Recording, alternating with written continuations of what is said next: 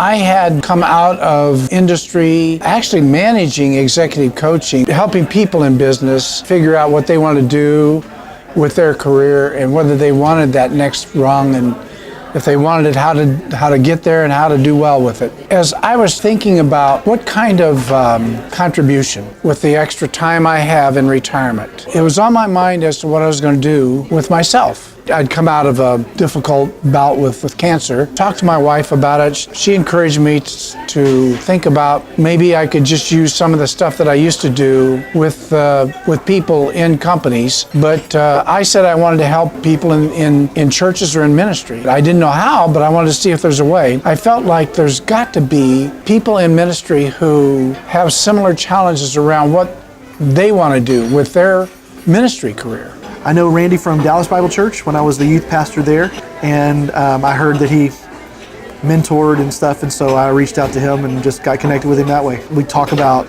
business, we talk about my career, we talk about relationships in that career and how to navigate those things.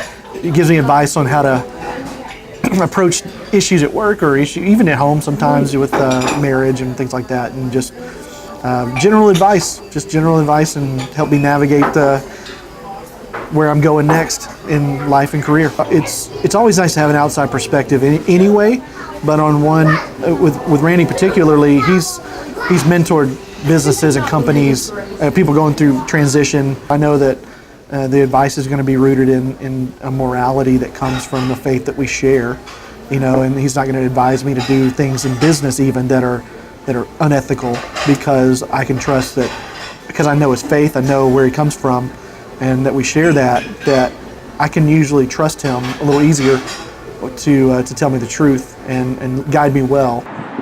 It was about 10 years ago or so, and Randy came up to me one day and said, "Hey, would you be interested in meeting me for coffee once in a while?" And kind of talking about leadership and talking about development. And I was like, "Of course, that'd be fantastic." And so that was 10 years ago. We've been meeting every month for a little over 10 years now. We talk about kind of things that I'm dealing with at work, even some personal things, and so just kind of making sure that it's a different perspective or an external perspective on what I'm going through, to make sure that I'm handling it in a way that is kind of based on Randy's wisdom, also based on some godly advice, to make sure I'm navigating that in a way that is not so detrimental to myself, and make sure I'm thinking about other people, and make sure that I'm putting myself in a really good light as I work with other people. I had a lot of patterns of behavior in my life that probably would always lead to certain bad decisions, and I think Randy's been a stopgap in those things to make sure that I stop. I think about my habits and go in maybe a different direction. It's a little more honoring, and so I think I'm in a spot today that I don't know if I would be if I didn't have Randy to kind of help push and guide and correct and encourage and make sure I'm going in the right direction. I think the best piece of advice would be helping me understand that there are some things I just can't just blast out and say whatever I want to say or give any kind of feedback. I have to manage those expectations, and it's kind of helped me understanding how to deal with not only a leader, but my wife, my children, people in general. It's kind of given me a philosophy of kind of making sure that I'm not just thinking about what I'm thinking, but thinking about what other people are thinking, how they respond to my feedback as well. The purpose of the discussion was not to tell Brock or to tell any of the other guys how to do their job.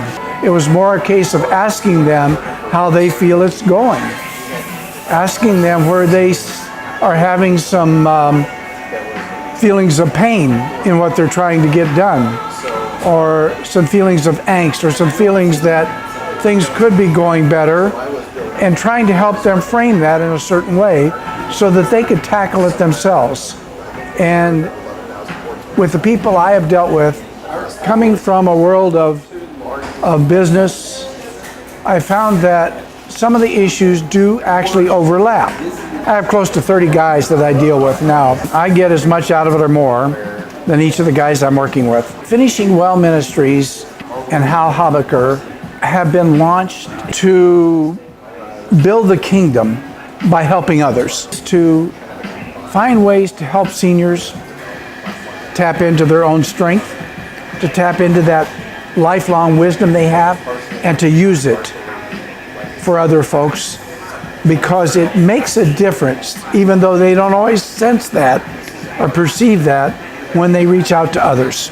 I think our goal in trying to help people see that they can finish well by doing a little bit more is let them acknowledge to themselves that, yes, I have some strengths of stuff to give, and why not give it? Maybe there's someone or somebody or some group that might need a little help in some form or fashion that I think I could give it. And going ahead and taking a chance and reaching out to that group and just testing the waters to see if I can.